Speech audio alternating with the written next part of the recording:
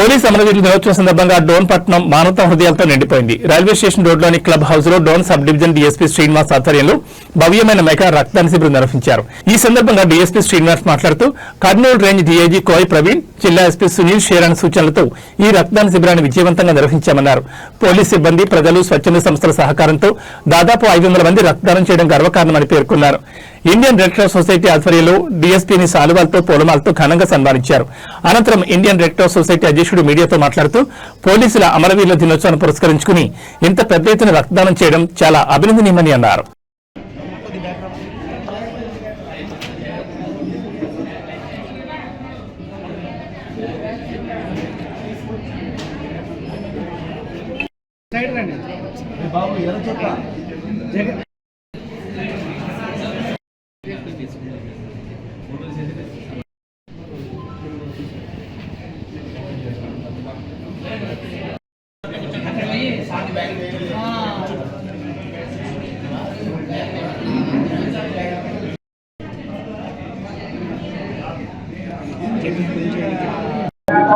Police అమరవీరుల వారోత్సవాల సందర్భంగా ఈ రోజు డోన్ లో డిఎస్పీ గారు శ్రీనివాస్ గారి ఆధ్వర్యంలో మహా రక్తదాన శిబిరము జరిగినది.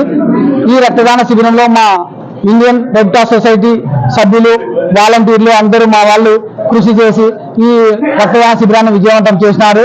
ఇక్కడ ఈ రోజు డోన్ డిఎస్పీ శ్రీనివాస్ గారి ఆధ్వర్యంలో డివిజన్ లో 500 ప్యాకెట్లు రక్తదానం చేయడం అయినది.